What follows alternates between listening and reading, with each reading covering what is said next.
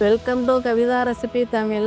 இன்னைக்கு பார்க்க போகிற ரெசிபி எல்லாருக்கும் ரொம்பவே பிடித்த உருளைக்கிழங்கு வறுவல் எப்படி செய்யலாங்கிறத பார்க்கலாம் வாங்க. ஃபஸ்ட்டு இந்த ரெசிபி செய்ய உருளைக்கிழங்கு இந்த மாதிரி மண்ணு கிழங்காக வாங்கிக்கோங்க. அதே கொஞ்சம் நல்லாயிருக்கும். உருளைக்கிழங்குல 2-3 வகை இருக்குது. இந்த உருளைக்கிழங்கு எல்லாருக்கும் இன்னொன்று வந்து தித்திப்பாக இருக்குது வறுத்தா கூட, அதனால் இந்த மாதிரி எடுத்துக்கோங்க. இதை வந்து நல்லா கழுவிட்டு நல்லா தோலை நல்லா சீவிட்டு சிப்ஸு மாதிரி செய்ய போகிறோம். அப்போ தான் குழந்தைங்க விரும்பி லஞ்ச் பாக்ஸ்க்கெல்லாம் எடுத்துகிட்டு போவா. அது மாதிரி நீங்களும் செஞ்சு பாருங்கள். இல்லைன்னா உருளைக்கிழங்கு வறுவலாக கூட நீங்கள் செஞ்சு தயிர் சாதம் அந்த மாதிரி சாம்பார் சாதம் எல்லாத்துக்குமே ஒரு சைடிஷ்டாக சாப்பிட்லாம். இப்போ அந்த உருளைக்கிழங்கு எடுத்து வச்சுருக்கேன். இதில் ஒரு 3 கிழங்கு எடுத்துக்கிறேன். நல்லா கழுவிட்டு தோலை நல்லா சீவிட்டு நல்லா சிப்ஸு மாதிரி கட் பண்ணி எடுத்துக்கிறேன். இப்போ இதுக்கு தேவையானது ஒரு பெரிய வெங்காயம் எல்லாம் பொடியாக கட் பண்ணி எடுத்துக்கோங்க.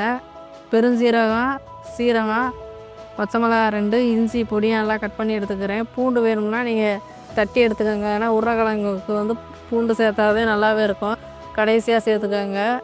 நான் வந்து பூண்டு சேர்க்கலை. இப்போ இதெல்லாம் எடுத்து வச்சுருக்கேன்.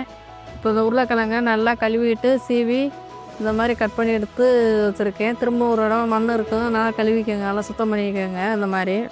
இப்போ ஸ்டவ்வை பற்ற வச்சு ஒரு பேன் எடுத்துக்கோங்க. பேன் நல்லா சூடானதுக்கு பின்னாடி தேவைக்கு ஏற்ற மாதிரி எண்ணெய் சேர்த்துட்டு எண்ணெய் நல்லா சூடாகி வர்றப்ப 1/2 டீஸ்பூன் உளுந்தம்பருப்பு சேர்த்துருக்கேன். ஒரு 1/4 டீஸ்பூன் கடுகு நல்லா பொரிஞ்சு வர்றப்ப இஞ்சி பொடியாக கட் பண்ணி வச்சுருக்கேன். இஞ்சி இது கூட சேர்த்துட்டு பச்சை வாசனை போகிற அளவுக்கு வதங்கட்டும். இப்போ இது கூட 2 பச்சை மிளகாயும் சேர்த்துக்கோங்க. சேர்த்துட்டு இந்த பெருஞ்சீரகம், சீரகம் எல்லாத்தையுமே சேர்த்து வெங்காயம் எல்லாத்தையும் நல்லா வதக்கிக்கணும். நல்லா வதங்கி வர்றப்ப கருவேப்பிலை இது கூட சேர்த்துட்டு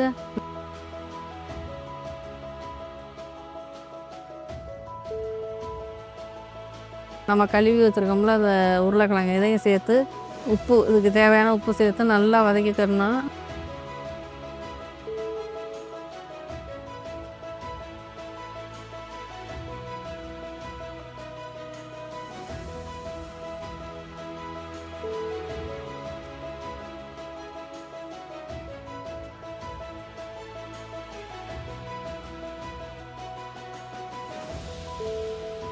நல்லா ஸ்டவ்வை லோ ஃப்ளேமில் வச்சுட்டு நல்லா வதக்கிக்கோங்க. அந்த மாதிரி மூடி போட்டு வச்சிடலாம்.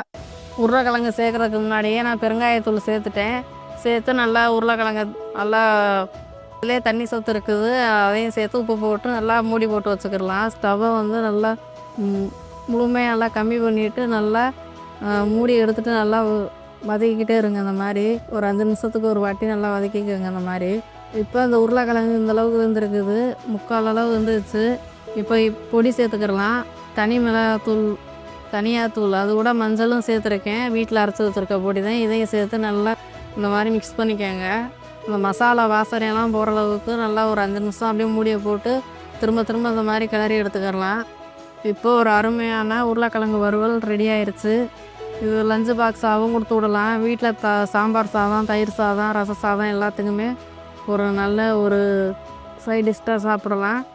இப்போ நீங்கள் உருளைக்கிழங்கை வந்து வேக வச்சு கட் பண்ணி கூட இதே மாதிரி செய்யலாம். இது உங்கள் விருப்பம்தான். இந்த மாதிரி செஞ்சு பாருங்கள், ரொம்பவே நல்லாயிருக்கும். இந்த வீடியோ பிடிச்சிருந்தா லைக் பண்ணுங்கள், ஷேர் பண்ணுங்கள், சப்ஸ்கிரைப் பண்ணுங்கள்.